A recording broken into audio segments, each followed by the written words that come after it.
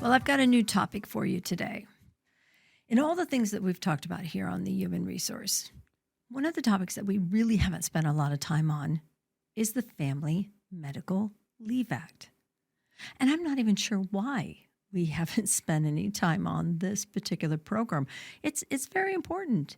And a lot of you listening or watching the show have this benefit available to you or are mandated to offer this to your employees. So I kind of wanted to very quickly go over some of the details about the Family Medical Leave Act and kind of get your mind started on it. We're going to do a 3-part series on this topic because there's so much involved with it. And as I'm working with clients, I'm finding out that even the clients that I feel should know about the details don't know just how deep this goes. So let's just start out right from the very beginning. The Family Medical Leave Act, or FMLA, is overseen by the Department of Labor and the Division of Wage and Hour. Now, a lot of people can't quite figure out the correlation between wage and hour and FMLA, but that's the truth of it. It's a part of your federal labor law posters. So that language, if you've got your posters hanging up like you're supposed to, that language is out there for employees, whether they are eligible to participate in the program or not. And that's good to know because as companies grow, you're required to share that information with your employees. Now, employers that are mandated under FMLA are employers with 50 or more employees. And the crazy part is some of this has changed a little bit in regards to where those or how we determine 50 employees. 50 employees used to be individuals in a geographical area within a 75-mile radius of each other. But now that we have so many individuals working out of state, those guidelines have changed slightly in that if an individual is outside of the 75-mile radius and yet report in to an office or to an individual that fits within the 50 or the 75-mile radius, then they're included in the 50 head count.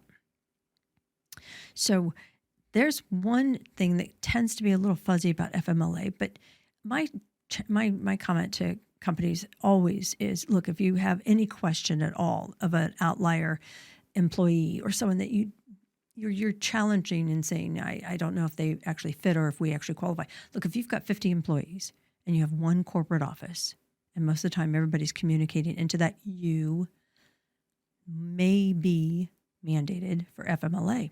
The other catch for eligibility from a company perspective is you want to have those 50 employees for at least 20 weeks within the prior year. So, or the current year, I should say. So even if your count drops down to 49 or 48 and you feel like you're borderline, go back and count how many weeks you had at least 50 employees. Now, let's say that you are required to offer FMLA. Well, FMLA is available to those employees who have worked at least a year with your company and accomplished 1,250 hours within that year. So new hires aren't eligible. Individuals who have only worked 9 months are not eligible. Individuals that are interns or co-ops that have worked less than the 1,250 hours, they're not eligible. So we're not talking full-time equivalents. We're not talking full-time, part-time. Eligibility is year of service, 1,250 hours. Now, eligible employees who work for a covered employer then can take up to 12 weeks of unpaid job-protected leave in a 12-month period for the following reasons: the birth of a child or placement of a child from adoption or foster care, to bond with a child, and that bonding has to be taken within a year of the child's birth. So if a parent wants to take the child to a doctor's appointment or they want to pick them up from daycare early, that's important time, and it's covered under FMLA. To care for an employee's spouse child or parent who has a qualifying serious health condition, and we're going to talk about what that serious health condition may be. But that's, remember, spouse, child, parent. For the employee's own qualifying serious health condition. And we're going to, again, we'll talk about those health conditions here a little bit later. And then, of course, for qualifying events related to foreign deployment of a military member who's in the employee's either spouse or is either a child that they support. So, very specific reasons. These are not slight cases. These are not slight situations. A distinct eligibility. And then, of course, a very, very good reason for needing to take it. Now, one of the big benefits of FMLA, and one of the most important things employees need to understand, is that while you're on it, employees may have to provide verification of the health condition. And it's very simple. There are forms that FMLA, they provide. Division of Wage and Hour has already done them. They're templates. I love them. You are not required to use them. But why not use them? They're thorough. They cover a number of pieces of information that are essential to this transaction or this moment of time between the employer and the employee. And they're very accessible. They're on the internet. I believe it's Form 381, 382, 385 that you would want to be looking at. They were just updated, so the ones out there, make sure your expiration date is 2026. If you're listening to this show in 2023, those will be quite applicable. But the information is very detailed, and you don't want to let any of that stuff slip between the cracks. Individuals may have to provide a return slip when they are coming off of FMLA, and that will be established in the documentation. Because remember, we're going to do what the doctor says versus what the employee says. Now, one of the nice things about the protection is, too, you can't interfere with an individual's FMLA rights and retaliate against them. If an individual has a valid reason for going out on FMLA, as we just talked about, the employer has no choice. So if you've got a business owner or if you've got senior staff that wants to fuss and whine because it's not a good time for this individual to go on FMLA, tell them to tuck and hide that ego, because FMLA is going to prevail. And you don't want to mess with the federal government on this. These individuals will have their jobs protected, and there's no reason not to provide this for them.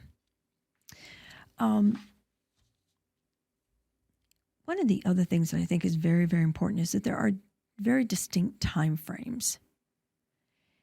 Individuals who want to request FMLA don't have to use FMLA in the terms of the request, but they can say, look, I've got this event coming up, and hopefully, if they want to use FMLA, they're going to be giving us at least 30-day notice.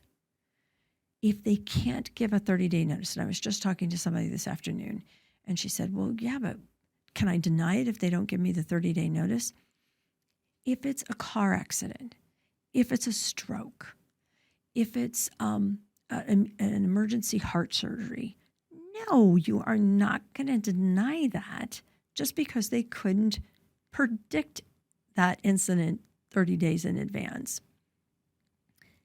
You got to be flexible sometimes. You have to look at each situation individually. And you have to remember that, look, this is good for your employees.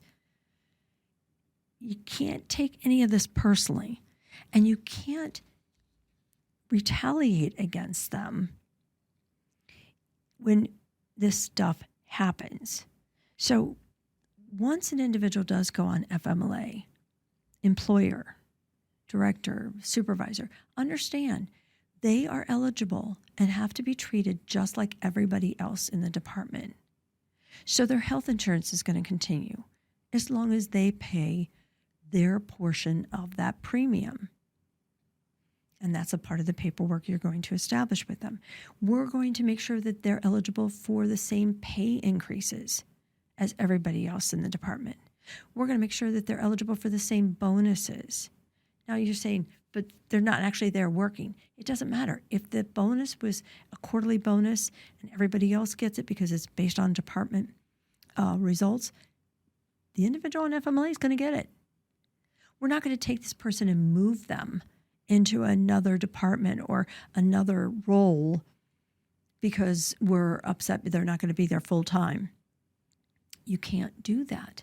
We're also going to allow this individual to take intermittent leave of the 12 weeks if it is warranted.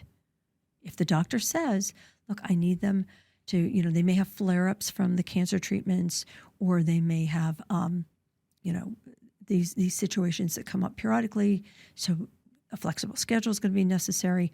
That's what you're going to do. Whether you like it or not, that's what you're obligated to do. Now, the employees have some responsibility as well. They need to communicate with us and let us know as FMLA continues. They need to be telling us, okay, my projected return date is going to be this, or my projected return date is going to be that. They also need to share with us if the medical certification is going to change. Maybe they're going to go on restrictions that they didn't realize they were going to have when they went out on FMLA. And you're going to see a lot of that in the more severe cases. Keep in mind, too, these individuals may be going on short-term disability while they're on FMLA. If that's the case, then you've got that documentation going on, and there's going to be requirements of communication with that as well.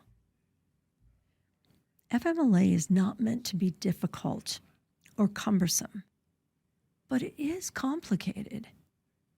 And I want each of you to understand, if you have 50 or more employees, please understand, get with your HR consultant, get with your labor law attorney, talk to them and say, look, is FMLA actually something I need to be offering? And then get the education you need to understand all these details.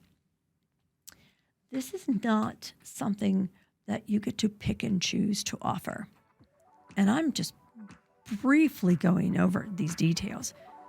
There's a lot I'm not sharing with you because we just don't have time. But listen to the next two shows here over the next couple of weeks, because we're going to go into more detail about FMLA, who's eligible, and when you might not have to offer it. Thanks for listening to the Human Resource.